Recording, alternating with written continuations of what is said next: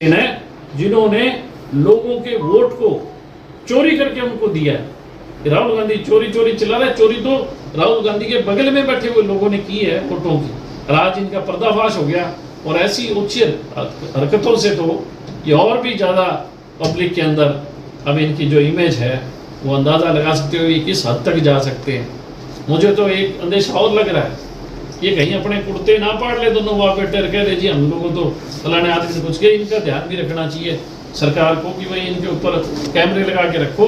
ये तो अब कुछ भी भूल जलूल आरोप हमारे पे और हमारी पार्टी पे लगा सकते हैं, क्योंकि ऐसी ओछी मानसिकता के आदमी तो कुछ भी कर सकता है। आपके अगर कोई सवाल हो तो आप पूछ सकते हैं। सर, ताऊ देवीलाल को आप याद कर रहे हैं, परसों बड़ा जो दावा कर रहे हैं कि बड़ा प्रोग्राम होगा, कौन मुख्य वहाँ पर नेता होंगे? जिस तरीके से चर्चा आ रही है कि विभिन्न पार्टियों के विधायकों को भी बुलाया गया है।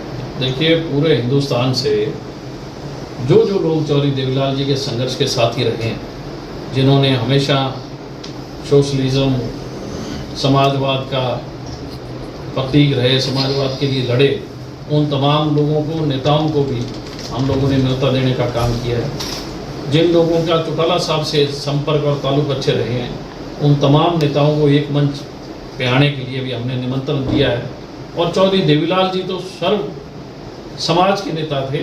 मैं ये मानता हूँ कि राजनीति से ऊपर उठकर बहुत लोगों के मन में उनके लिए श्रद्धा प्रेम भाव हैं।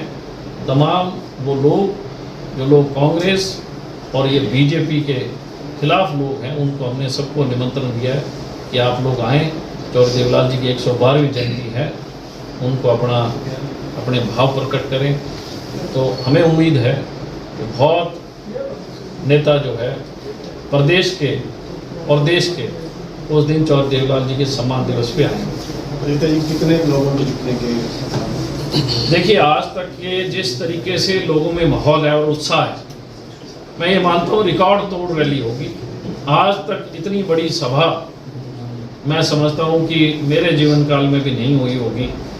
जो इस दफा लोगों में जो चाव है, और सबसे बड़ी बात है कि लोगों में एक भरोसा कायम हुआ है अभय सिंह चौटाला और इंडियन नेशनल लोकदल के प्रति। उस भरोसे के साथ लोग आ रहे हैं। हमारे लिए ये बहुत सम्मान की बात है कि जिस हरियाणा के लिए हमारा परिवार, चौधरी देवीलाल का परिवार लड़ता था, आज प्रत्येक व्यक्ति इस बात को मानता है कि हरियाणा के हितों की कोई रक्षा कर सकता है तो वाकई में इंडियन नेशनल लोकदल ही कर सकती है, चौधरी देवीलाल का परिवार कर सकता है। सर, देवीलाल जी की जयंती पर पहली बार ऐसा होगा कि चौधरी ओम प्रकाश चौटाला जी नहीं होंगे, किस तरीके से देखते हैं? देखिए, चौधरी ओम प्रकाश चौटाला, मैं ये मानता हूँ कि कार्यकर्ताओं के नेता, जो अपने कार्यकर्ता का नाम से जिसकी पहचान अगर किसी ने करने का काम किया तो ओम प्रकाश चौटाला जी ने किया। निश्चित तौर पे हर व्यक्ति के मन में आज ये सवाल है, और मैं समझता हूँ कि हर व्यक्ति जो चौटाला साहब के साथ जुड़ा था, वो भी आज ये सोचता है कि चौटाला साहब की अनुपस्थिति में सब कार्यकर्ता तय दिल से, तन और मन से अपने भाव को उस दिन प्रकट करने का काम करेंगे चौधरी देवीलाल के सम्मान दिवस पे। और कमी तो देखो खलती रहेगी, लेकिन जो उनकी सोच थी, उस सोच को हम और मजबूत करने का काम करेंगे। इस हरियाणा को गति देने का काम करेंगे, नौजवानों को भी आगे बढ़ाने का काम करेंगे। आदित्य जी, स्पेसिफिकली रोहतक क्यों चुना गया इस इवेंट के लिए? देखिए, हर साल चौधरी देवीलाल जी की जयंती किसी न किसी ज़िले में मनाई जाती है। काफ़ी लंबे अरसे से रोहतक में नहीं था। हमने सभी ने सुझाव दिए और सुझाव के उपरांत ये सबका सामूहिक फैसला था कि इस दफ़ा हम रोहतक ज़िले में करें। फिर रोहतक ज़िला जो है वो हमेशा से चौधरी देवीलाल जी के राजनीतिक का गढ़ माना गया है, जहाँ से चौधरी देवीलाल जी ने पूरे हिंदुस्तान के विपक्ष को एक करने का आह्वान किया था और देश के अंदर समाजवाद, गरीब किसान की सरकार को स्थापित करने का काम किया। इसलिए सबका मन था कि रोहतक जाएं और चौधरी देवीलाल के सम्मान दिवस की जो रैली है जयंती की, वो सम्मान दिवस के रूप में मनाने का काम करें। आप लोगों के विजिट करने के बाद, रोहतक और झज्जर में विजिट करने के बाद, जो आप कह रहे हैं कि हम गेस्ट विलेज गए, उसके बाद अब भूपेंद्र हुड्डा जी के पिक्चर्स आ रहे हैं, उनके बेटे के भी आ रहे हैं, वो भी गाँव में जा रहे हैं। आप मजे की बात देखो, मान के चलो अगर हम लोग ना जाते वो घर से ही ना निकलते।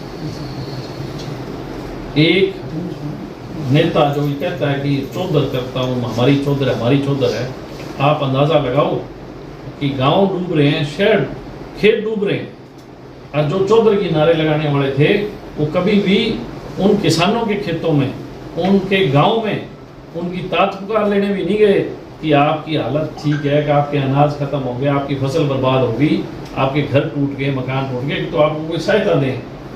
जब ये हमारा गांव में जाना हुआ और मैं उनसे सवाल पूछता था कि 9 साल की चौधर, ये चौधर थी क्या 9 साल की, कि आपके खेतों में तो गोटे गोटे पानी खड़ा है, जा ही नहीं सकते खेत।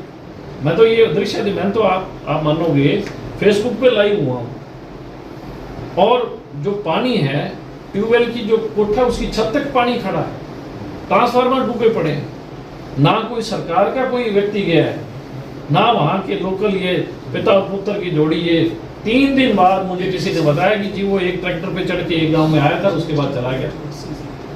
तो जहाँ का कोई अगर हमारा इलाका है, अगर हमारा हरियाणा है, तो हमने हरियाणा का चौमुखी विकास करने का काम किया था हर एक के लिए। ठीक है, मैं मानता हूँ 20 साल का दौर बहुत लंबा होता है, लेकिन 20 साल के अंदर 9 साल ये और 11 साल बीजेपी, अब आप अंदाज़ा लगा सकते हो कि किस तरीके के काम हो रहे हैं और किस तरीके का करप्शन बढ़ रहा है। सर, ताऊ देवीलाल की जयंती आप भी मना रहे हैं, आपके चाचा हैं चौधरी रणजीत सिंह चौटाला वो भी मना रहे हैं, आपके भतीजे हैं वो भी मना रहे हैं, तो आम जनता कहाँ पर जाए, कहाँ पर अपने श्रद्धा सुमन? सब लोग एक ही दिन मना रहे हैं, 25 तारीख को सब लोग जी। मेरे सुनने में आया कोई एक 23 तारीख का कार्यक्रम है, वो अलग है, जिसको सर वो अलग 23 तारीख का वो अलग कार्यक्रम है, है। वो अलग है सर, वो अलग मेरा है। तो एक सुझाव है, और मेरी बात भी हुई थी अभय सिंह चौटाला जी से, उन्होंने कहा है कि मैं तो हर एक को निमंत्रण दूंगा, तो देवीलाल जी सबके थे, और मैं चाहूँगा कि सब लोग उस प्लेटफॉर्म पे आएँ, चौधरी देवीलाल जी के प्रति अगर वो प्रेम और लगाव और रखते हैं तो उनको आना चाहिए। अगर वो चौधरी देवीलाल का सम्मान करते हैं दिल से, अगर वो रिगार्ड करते हैं, तो वाकई में उन्हें चौधरी देवीलाल जी के सम्मान दिवस में शरीक होना चाहिए, रोहतक के अंदर आना चाहिए। किसको बुलाया हुआ है सर? सबको, सब परिवार के सब लोग। अभय सिंह का आपने बयान नहीं सुना होगा, उन्होंने कहा मैं स्वयं हर एक को कहूँगा कि वो वहाँ पहुँचे, जो भी व्यक्ति चौधरी देवीलाल के लिए सम्मान रखता है उसको वहाँ पहुँचना चाहिए। जिन शख्स की बात वो कर रहे हैं, उन्होंने खुद, मुझे लगता है कि शायद सोशल मीडिया के माध्यम से या कोई बयान के माध्यम से उन्होंने क्लैरिफाई कर दिया है। तो मैं चाहूँगा कि हम लोग ऐसी ओछी राजनीति में ना जाएं, क्योंकि मुझे लगता है कि 2 तरीके की पॉलिटिक्स होती है। जिसके पास विजन है वो पॉजिटिव पॉलिटिक्स करता है, और जिसके पास विजन नहीं है वो कहीं आरोप लगाना, प्रत्यारोप की राजनीति करता है। जिस प्रकार से भूपेंद्र हुड्डा और उसका बेटा दिशाहीन हो चुके हैं, विजनलेस हो चुके हैं, क्योंकि उन्होंने जिस प्रकार से एक्सपोज हो गए पूरे हरियाणा में, और आपने अभी सेशन में भी देखा होगा कि जहाँ सरकार को जब घेरने की बारी आती है अनेकों मुद्दों पे, क्योंकि सरकार हर मुद्दे पे फेल है, आप किसी भी कोई मुद्दा उठा लो, बिजली का, पानी का, पीने के पानी का मुद्दा हो, इंफ्रास्ट्रक्चर डेवलपमेंट का हो, आपके लॉ एंड ऑर्डर हो, उन तमाम मुद्दों पे सेशन में जहाँ घेरने की बारी आती है तब तो कांग्रेस वॉकआउट कर जाती है। अरे आप लोगों ने जिता के भेजा है, आप विधानसभा में जाओ, सरकार को एक एक मुद्दे पे घेरो, सवाल पूछो। अगर आप लोग बाहर निकल जाओगे तो सरकार को तो हम सेफ पैसे दे रहे हैं। इन्होंने पिछली अभी सेशन हुआ सेफ पैसे देने का काम किया।